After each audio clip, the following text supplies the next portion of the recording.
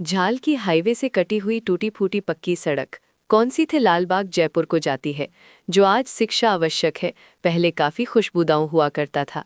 लेकिन ये कुछ हिस्से वीरानी जगह सा शायद कहीं और हो। कहते हैं इस गांव के तौर पर उस कोठी को कुलवंती का श्राप लगा, जिसके बाद से उस कोठी के आसपास के सैकड़ों घरों को छोड़कर लोग कभी लौटकर नहीं आए, क्योंकि दोनों कोठी रात को निकलने वाली वासना से भरी कुलवंती की तरह अपनी आवाज से आज भी आसपास के लोगों की रूह कंपा देती हैं। क्योंकि कुलवंती वर्षों से है और उसे इंतजार है जवान मर्दों की, जो उसकी वासना को संतुष्ट करें। कुलवंती की कहानी चलती गाड़ी में प्रीतेश सभी को सुना रहा था। जिस गाड़ी में बैठे कमेंट कर उसने कहा कि जिस प्रकार से चिदा इतना डरावना और खतरनाक है तो हम झांक्यों रहे हैं। उसकी इस बात को सुनकर डॉक्यूमेंट्री उसने बोला, रिप्लाई ज़रूर, गुना ज़्यादा पैसा खर्च करने के लिए नहीं मिल रहे, भारतीय लड़कियों के लिए बचा कर हो और डिम्पल मज़ा आएगा। यश ने अपने सिगरेट घूमते हुए ये सारी बात ऐसे कहती जैसे उसे कुलवंती का कोई डर ही ना हो। इधर जैसे जैसे गाड़ी लाल मोतीपुर की ओर बढ़ रही थी वैसे मौसम बदलने लगा। नीले आसमान के ऊपर काले बादल छाने लगे और पंछियों की चहचहाट गूंजने लगी कि रमन ने अचानक शिकारी एक पीपल के पेड़ के पास रोक दी। इसके ऊपर की दक्षिण बगाने लगा। रमन ने पीछे मुड़कर यश से कहा, अब थोड़ा सा आप यहाँ से आगे जाना होगा, मैं वापस कल आपका यहाँ इंतजार करूंगा। यश ने रमन से प्रस्ताव उठाने की कोशिश की कि उन्हें कोठी तक छोड़ दो, क्योंकि उनके पास शूट का सामान भारी है, लेकिन रमन नहीं माना। दोगुने पैसे ऑफर करने पर भी वो बस यही बोला, चाय समिति ने कम कमाए, ज्यादा पैसे लेकर क्या करेंगे, जब जान ही नहीं रही तो आप बस जल्दी उतर जाइए। और यश के इशारा करते ही सभी लोग सामान लेकर अंदर चले गए। रमन अपनी गाड़ी कमाई और वहां से छोड़ दिया। बच्चे लोग पीपल के पेड़ के पास खड़े एक दूसरे को निहार रहे थे। यश राहुल को समझा रहा था कि कैमरा हमेशा बनी रहे ताकि कुछ भी छूटे ना। इधर त्रिशा ने हिमांशु के बालों को जोर से पकड़ रखा था कि बदलते मौसम और चिदा के मंत्र से वो उतर रही थी। प्रीतेश सारू स्टोरी के बारे में कुछ समझा रहा था। इतने में खोपड़ी त्रिशा के सामने गिरी और वो चीख पड़ी। उसकी चीख ने सभी का ध्यान अपनी तरफ आकर्षित कर लिया, क्योंकि वो काफी डर चुकी थी। जिसके बाद सभी दहशत भरी नजर से इधर उधर देख रहे थे कि ये आखिर आया कहाँ से। इससे पहले कि कोई और कुछ कह पाए, डरो मत, ये जानवर की खोपड़ी है। चलो सोने से पहले इस बात को मजाक में चल रही है और मैं तो चाहता हूँ कि मुझे अपना शिकार बनाए।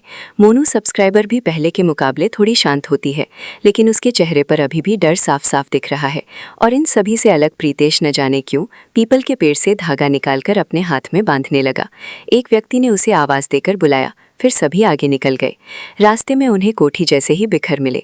सबके दरवाजे खुले थे और हर घर पर लाठी का निशान था। इधर ये शूट शुरू था। हिमांशु सनसनी खबर की तरह दर्शकों को लुभाने के लिए मनगढ़ंत कहानी बता रहा था कि आज हम एक ऐसी आत्मा के बारे में बताएंगे जो लोगों को उठाकर अपनी वासना की भूख मिटाती है। इतने में शोर से चीखने की आवाज आई और वंश बोला, क्या वाकई ये रहा जानवरों का शिकार करने? बने रहिए हमारे साथ, क्योंकि सिर्फ हम दिखाएंगे आपको कुलवंती की सच्ची कहानी, जिसने उसे चुड़ैल बना दिया। इतना कहते ही हिमांशु एक झटका दिया और बोला, मैं इतनी नेचुरल चीज किसने निकाली यार? प्रीतेश बोलता। उससे पहले यश ने उसके कंधे पर हाथ रखकर चुप रहने का इशारा दिया और उसने हिमांशु से कहा कि हमने चावल स्पीकर पर दिया था, चलो अंदर चलते हैं। सभी दौलत कोठी दरस्ते पर पहुंच गए और इससे पहले यश दरवाजे को धक्का देता तो उससे पहले ही दरवाजा अपने आप खुल गया। सबको यही लगा कि दरवाजा यश ने खोला है, इसलिए सभी एक्साइटमेंट में अंदर पहुंच गए। लेकिन प्रीतेश से बात नहीं छुप रही थी। दोनों ही एक दूसरे की आंखों में देखते हुए अंदर घुस गए थे। दौलत कोठी अंदर से बहुत ही आलीशान थी। ऊंची ऊंची दीवारें, दो तरफा सीढ़ी, हर तरफ समयकालीन से ढकी हुई, यहाँ पर वर्षों से उदासी से ढकी। इस कोठी ने अपने वर्ष से 6 लोगों के लिए जगह बना दी थी। ये किसी वक्ता लांसेट की तरह थी। ये सभी आने वाले खतरे से अनजान थे, इसलिए सभी अपने अपने काम में लगे थे। राहुल कैमरे से दौलत कोठी को तुंद्रा प्राप्त करने लगा। बारूद सेल्फी ले रही थी और प्रीतेश हिमांशु को खींचते हुए ऊपर की ओर चली गई।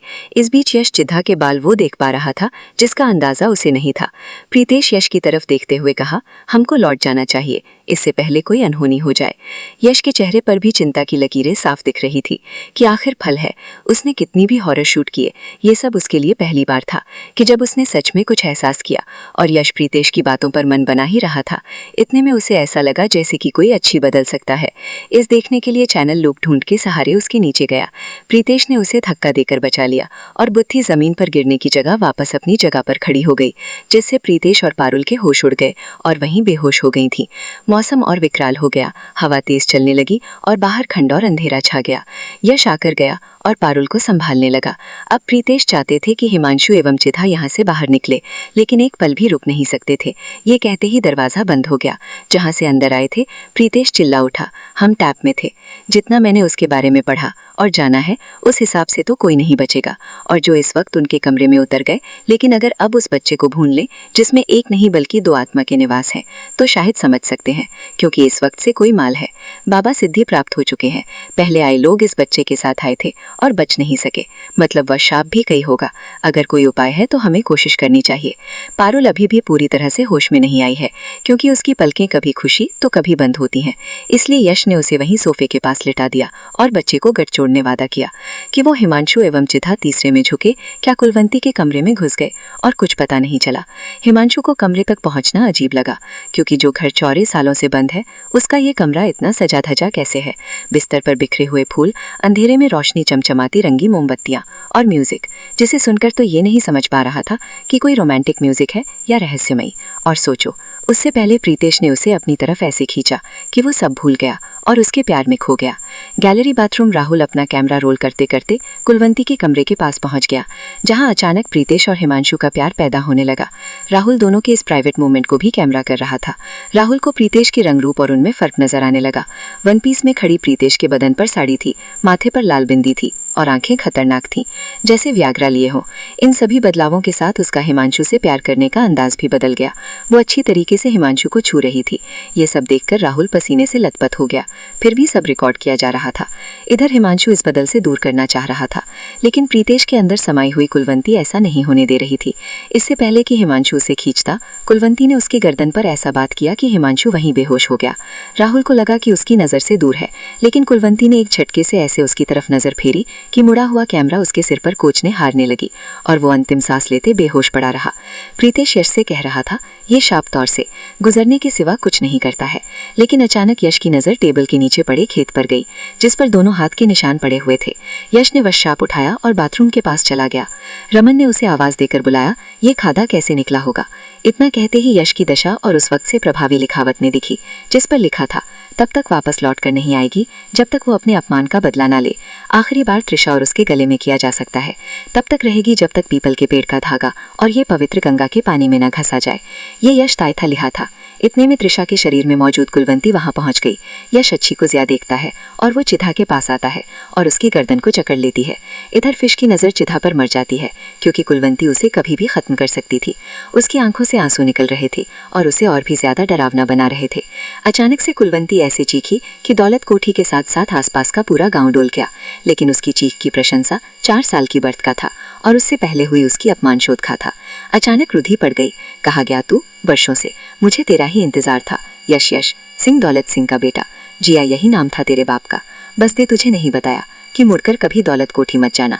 कैसे बताता? मेरे कहने से तो अपना सब कुछ छोड़कर भागा था वो।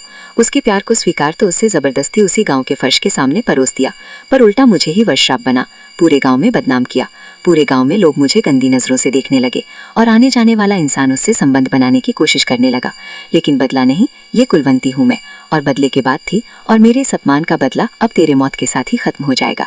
इससे पहले कुलवंती प्रीतेश की चाहत लेती, पारुल ने बक्से से त्रिशूल निकाला और प्रीतेश के गले में जोड़ दिया।